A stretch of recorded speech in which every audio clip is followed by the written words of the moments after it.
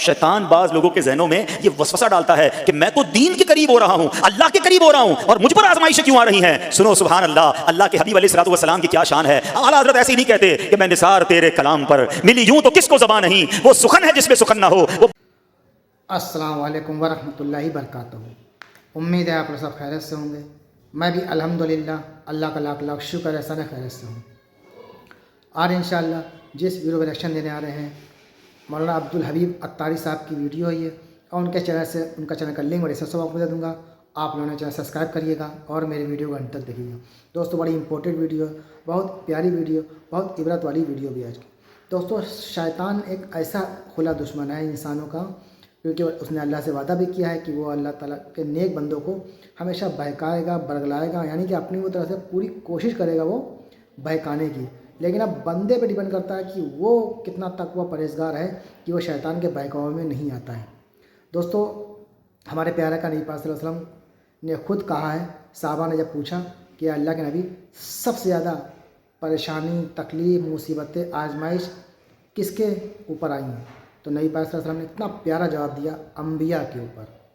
दोस्तों अम्बिया तो अल्लाह के सबसे ज़्यादा करीब हैं।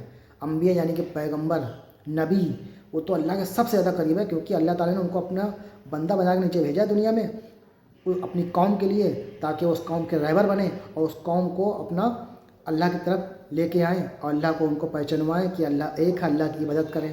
तो सबसे ज़्यादा परेशानी, मुसीबतें, आजमाइशें जो आई हैं वो अम्बिया पे। उसके बाद जैसे जैसे इंसान का ईमान होता है, अल्लाह ताला उसी हिसाब से उस पर आजमाइशें डालता है। जो अल्लाह का बहुत महबूब बंदा होता है, अल्लाह ताला उस पर इम्तिहान भी सख्त लेता है, और जो थोड़ा कमज़ोर बंदा होता है, अल्लाह ताला उसके इम्तिहान, तो उस हिसाब से अल्लाह ताला इम्तिहान लेता है अपने बंदों का कि मेरा बंदा दुनिया में जो भी उसने गुनाह किए वो सब दुनिया में माफ़ करा ले, और जब मेरे पास वो आए तो सीधा जन्नत में जाए। तो ये है अल्लाह अपने जो बंदों से मोहब्बत करता है, जो उसके नेक अच्छे बंदे होते हैं, तो आजमाइशें भी उन्हीं बंदों पे आती है। तो आइए ये वीडियो इसी टॉपिक पे है, तो मौलाना साहब के बेहतरीन बयान है ये, आप लोग इसको पूरा सुनिएगा ज़रूर। छोटी सी वीडियो है ये, और इसको खूब शेयर भी करिएगा और अपनी कीमती कमेंट बॉक्स में ज़रूर बताया करिए। और दोस्तों वीडियो अच्छी लगा करे तो एक लाइक किया करिए, हमें सपोर्ट करने के लिए थोड़ा मोटिवेशन मिलती है। और जो भी हज़ार मेरे चैनल में नए आते हैं वो चैनल को सब्सक्राइब कर लिया करें, यानी कि फॉलो कर लिया करें, और जहाँ तक हो सके शेयर किया करें। तो चलिए पहले वीडियो हम लोग देखते हैं, फिर उसके बाद बात करते हैं। शैतान बाज लोगों के जहनों में ये वसवसा डालता है कि मैं तो दीन के करीब हो रहा हूं, अल्लाह के करीब हो रहा हूं, और मुझ पर आजमाइशें क्यों आ रही हैं। सुनो सुभान अल्लाह, अल्लाह के हबीब अलैहिस्सलातु वस्सलाम की क्या शान है। आला हज़रत ऐसे ही नहीं कहते कि मैं निसार तेरे कलाम पर मिली यूं तो किसको ज़बान नहीं, वो सुखन है जिसमें सुखन ना हो, वो बयान है जिसका बयान नहीं। मेरे आका ने कमोबेश 1450 साल पहले ये मसला सॉल्व कर दिया। हज़रत सैयदना साद बिन अबू वक्कास रज़ियल्लाहु तआला अन्हु फरमाते हैं कि मैंने अर्ज़ की, या रसूल अल्लाह सल्लल्लाहु तआला अलैहि वसल्लम, सबसे ज्यादा मुसीबतें किन लोगों पर, गली मुका दिया, पंजाबी में कहते हैं ना, गाली बात ही खत्म कर दी। हुजूर ये बताएं सबसे ज्यादा मुसीबतें किन लोगों पर आई। प्यारे आका ने फरमाया अंबिया पर। अल्लाह अकबर, अल्लाह के सबसे करीब तो अंबिया है ना, अंबिया पर, फिर उन लोगों के बाद जो लोग बेहतर हैं, फिर उनके बाद जो बेहतर हैं। सुनो अब अगला जुमला, बंदे को अपनी दीनदारी के एतबार से मुसीबत में मुब्तला किया जाता है। अगर वो दीन में सख्त होता है उसकी आजमाइश भी सख्त होती है, अगर वो दीन में कमजोर होता है तो अल्लाह अज़्ज़ व जल उसकी दीनदारी के मुताबिक उसे आजमाता है। बंदा मुसीबत में मुब्तला होता रहता है, यहां तक कि उसके दुनिया में ही उसके सारे गुनाह बख्श दिए जाते हैं। गोया अल्लाह की ये रहमत है कि बंदा बड़ा नेक हो रहा है, रब चाहता है कि इस बंदे पर आजमाइश भेजूं, मेरा नेक बंदा सब्र करे, इसके गुनाह माफ हो जाएं और मेरे पास आए तो उसको जन्नत में दाखिल कर दूं। अल्लाह अकबर। ऐ प्यारे इस्लामी भाइयों, याद रखना, अब जो मैंने एक सवाल कायम किया था ना कि यार मैं तो दीन के करीब, मैं तो अल्लाह के करीब होने की कोशिश कर रहा हूं, और एक के बाद एक आजमाइश आ रही है, ये क्या है। अब एक और हदीस सुन लो, सुभान अल्लाह। हजरत सैयदना अनस रज़ियल्लाहु तआला अन्हु से रिवायत है, सरकार वाला तबार, हम बेकसों के मददगार, शफीए रोज़े शुमार, दो आलम के मालिक व मुख्तार सल्लल्लाहु तआला अलैहि वसल्लम ने फरमाया, जब अल्लाह अज़्ज़ व जल किसी बंदे से मोहब्बत फरमाता है, सुनना जरा गौर से, अल्लाह अज़्ज़ व जल जब अपने किसी बंदे से मोहब्बत फरमाता है या उसे अपना दोस्त बनाने का इरादा फरमाता है तो उस पर आजमाइशों की बारिश फरमा देता है। अल्लाह करीम उस पर मोहब्बत भी फरमा रहा है और आजमाइशें भी भेज रहा है। दोस्त पर आजमाइशें कौन भेजता है? दोस्त को तो राहतें डाली जाती हैं। हाय हाय, अब यही तो इम्तिहान है, यही तो चेक है। सुनो, नबी पाक फरमाते हैं जब अल्लाह उस पर आजमाइश भेजता है ना, वो बंदा अपने रब को पुकारता है, ऐ मेरे रब अज़्ज़ व जल।